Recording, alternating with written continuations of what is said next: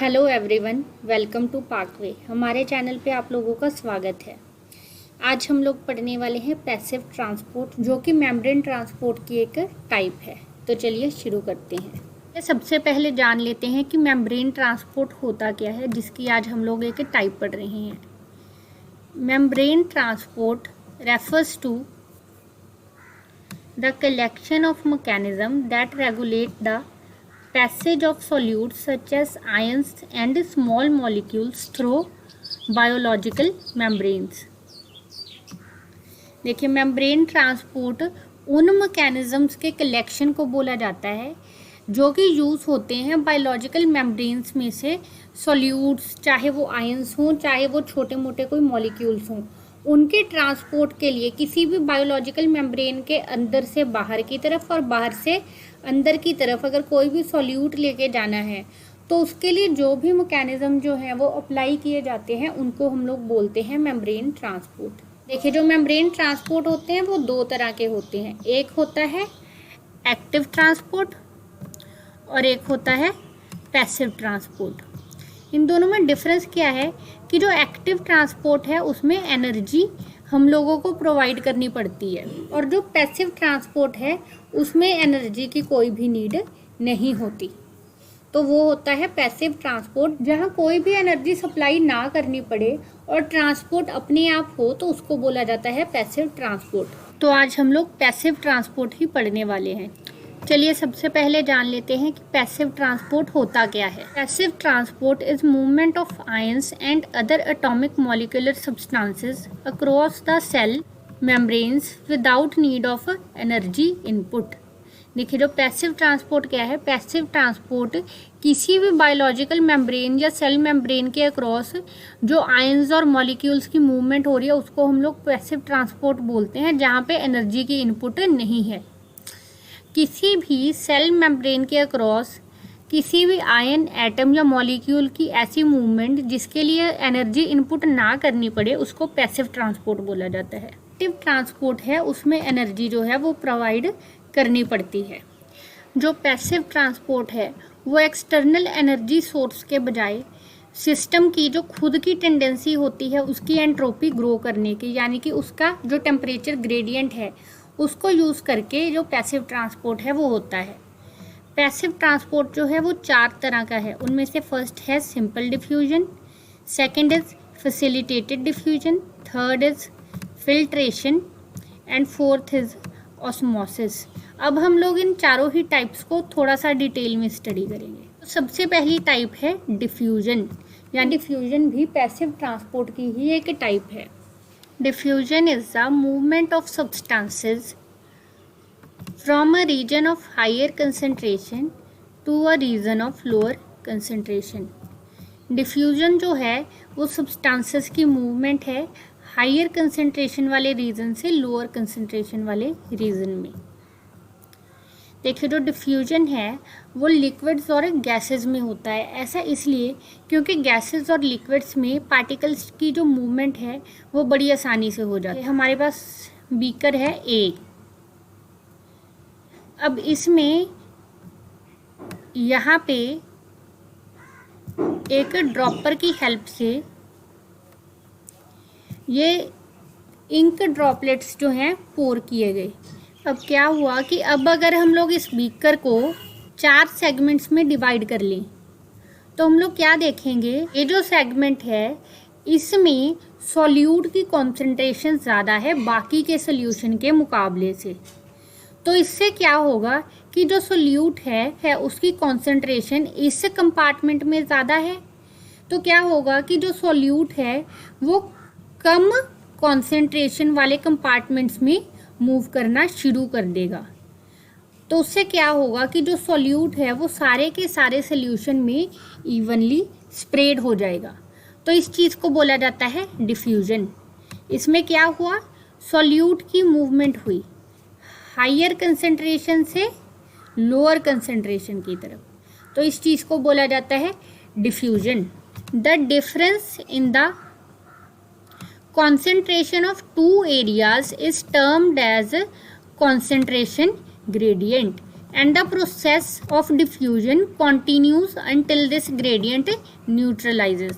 देखिए किसी भी सब्सटेंस में जो दो एरिया हैं उनमें जो कॉन्सेंट्रेशन का डिफरेंस है, जैसे कि ये वाला ही जो एक बीकर था, इसमें यहाँ कॉन्सेंट्रेशन ज़्यादा थी, यहाँ पे कॉन्सेंट्रेशन कम थी, तो अब इन दोनों कंपार्टमेंट्स में क्या बन गया, कॉन्सेंट्रेशन ग्रेडियंट इन दोनों की कॉन्सेंट्रेशन की डिफरेंस की वजह से। और अब जो डिफ्यूजन है वो तब तक होता रहेगा जब तक ये कॉन्सेंट्रेशन ग्रेडियंट जो है न्यूट्रलाइज नहीं हो जाता, मतलब कि जो सॉल्यूट है वो सारे के सारे सोल्यूशन में इवनली स्प्रेड नहीं हो जाता। Diffusion occurs in liquid and gases because there particles move randomly from one place to another. Diffusion जो है लिक्विड और गैसेस में होता है क्योंकि उनके पार्टिकल्स जो हैं बहुत आसानी से मूव कर सकते हैं। ये बहुत इंपॉर्टेंट लिविंग प्रोसेस है, लाइफ प्रोसेस है, क्योंकि हमारे जो सेल्स हैं उनमें से जो सब्सटेंस है उनकी मूवमेंट डिफ्यूजन की हेल्प से ही होती है। हमारा जो गैसेस एक्सचेंज होता है रेस्पिरेशन के दौरान वो भी डिफ्यूजन की हेल्प से होता है। तो ये था diffusion, first type of passive transport. Next है फैसिलिटेटेड डिफ्यूजन। फैसिलिटेटेड डिफ्यूजन है ये आयंस और मॉलिक्यूल्स की मूवमेंट है across a specific trans membrane integral protein. देखिए अगर आप लोगों ने हमारी प्लाज्मा मेम्ब्रेन वाली जो वीडियो है वो देखी हो तो उसमें हम लोगों ने बताया था कि जो प्लाज्मा मेम्ब्रेन होती है उसमें प्रोटीन्स लगे होते हैं जिनको हम लोग चैनल प्रोटीन बोलते हैं। अब ये जो चैनल प्रोटीन है ये प्लाज्मा मेम्ब्रेन के एक साइड से दूसरी साइड पूरी तरह से एक्सटेंड हुए हैं। तो इन चैनल प्रोटीन्स में टनल बनी होती हैं। इन टनल्स के थ्रू जो मॉलिक्यूल्स का ट्रांसपोर्ट होता है उसको बोला जाता है facilitated diffusion. The molecules which are large and insoluble require a carrier substance for their transportation through plasma membrane। अब जो मॉलिक्यूल्स जो हैं वो साइज में बहुत ज़्यादा लार्ज होते हैं या इनसॉल्युबल होते हैं, उनको एक कैरियर सब्सटेंस की ज़रूरत होती है। तो वो जो कैरियर सब्सटेंस है वो उनको मिलता है चैनल प्रोटीन्स में। तो इस तरह से चैनल प्रोटीन्स के थ्रू जो डिफ्यूजन होता है उसको बोला जाता है फैसिलिटेटेड डिफ्यूजन। इस तरह के डिफ्यूजन में भी कोई एनर्जी नहीं लगती। Glucose transporter, ion channels, aquaporins, ये सब जो हैं फैसिलिटेटेड डिफ्यूजन की ही एग्जांपल हैं। Cell membrane is permeable only to a few molecules that are smaller in size and non polar. देखिए जो सेल मेम्ब्रेन है वो सिर्फ उन्हीं मॉलिक्यूल्स के लिए परमिएबल है जिनका साइज स्मॉल है और जो नॉन पोलर है। तो इस तरह से जो फैसिलिटेटेड डिफ्यूजन है उस जगह पे काम आता है जहाँ पे हमारे मॉलिक्यूल्स या तो पोलर होते हैं या साइज में बहुत ज़्यादा बड़े होते हैं। तो ये थी फैसिलिटेटेड डिफ्यूजन। अब नेक्स्ट टाइप है फिल्ट्रेशन। फिल्ट्रेशन देखते हैं क्या होता है। Filtration is the process of separating solids from liquid and gases. देखिए लिक्विड्स और गैसेस में से सॉलिड्स को सेपरेट करने के प्रोसेस को बोला जाता है filtration. The selective absorption of nutrient in the body is an example of filtration. Body में जो न्यूट्रिएंट्स हैं वो नीड के अकॉर्डिंग अब्जॉर्ब होते हैं, तो वो भी एक फिल्ट्रेशन की एग्जाम्पल है। इस प्रोसेस में कोई भी एनर्जी कंज्यूम नहीं होती। हमारी किडनीज में जो बोमेंस कैप्सूल होते हैं उनमें जो ब्लड की रीअब्जॉर्प्शन होती है वो भी फिल्ट्रेशन की ही एक एग्जाम्पल है। The blood is filtered by the glomerulus and the necessary molecules are reabsorbed. जो ग्लोमेरुलस है यानी कि बोमेन कैप्सूल है वो ब्लड को फिल्टर करता है और जितने भी ज़रूरी और यूजफुल न्यूट्रिएंट्स होते हैं, मॉलिक्यूल्स होते हैं, उनको फिर से अब्जॉर्ब कर लेता है। देखिए जो फिल्ट्रेशन का प्रोसेस है वो सिर्फ और सिर्फ उन मॉलिक्यूल्स के लिए है जो कि सॉल्यूबल हों। जैसे कि अभी हम लोगों ने फैसिलिटेटेड डिफ्यूजन पढ़ा था, उसमें इनसॉल्युबल मॉलिक्यूल्स का भी ट्रांसपोर्ट हो रहा था, लेकिन जो फिल्ट्रेशन है उसमें सिर्फ और सिर्फ सॉल्युबल मॉलिक्यूल्स का ट्रांसपोर्ट होता है। Type of passive transport that is osmosis. अब हम लोग पढ़ेंगे ऑस्मोसिस के बारे में।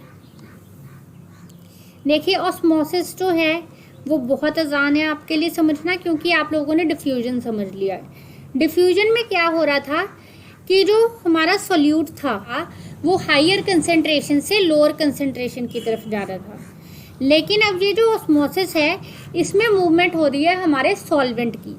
ऑस्मोसिस में मूवमेंट होती है सॉल्वेंट की। This process of osmosis water and other molecules pass through a semi permeable membrane या selectively permeable membrane in order to balance the concentration of other substances।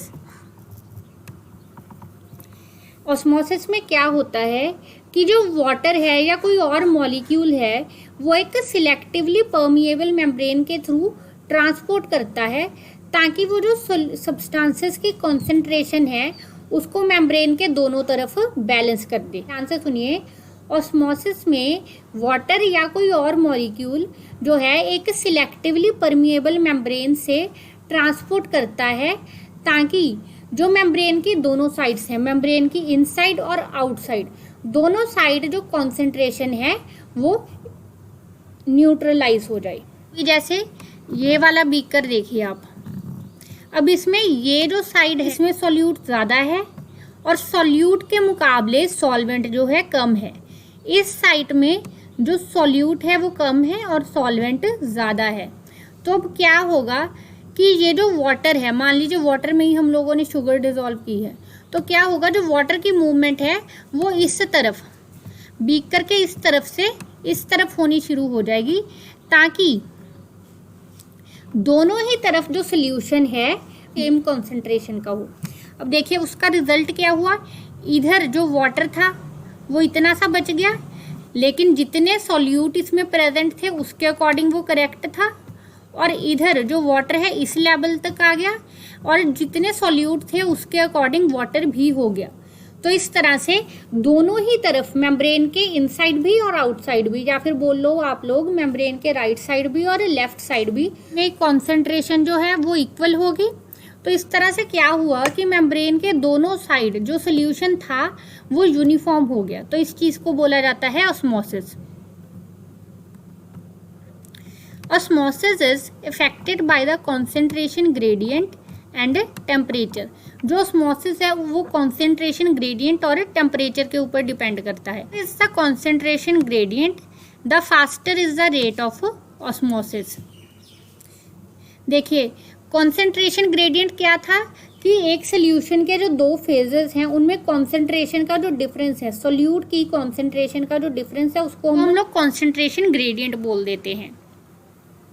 तो अब जितना कॉन्सेंट्रेशन ग्रेडियंट ज़्यादा होगा उतना ही ऑस्मोसिस का रेट भी जो है वो फास्टर होगा, और जितना टेम्परेचर ज़्यादा होगा उतना ही ज़्यादा ऑस्मोसिस फास्टर होगा। तो आज के लिए बस इतना ही। अगर आपको ये वीडियो अच्छी लगी हो तो इस वीडियो को लाइक करें, शेयर करें और हमारे चैनल पाकवे को सब्सक्राइब ज़रूर करें।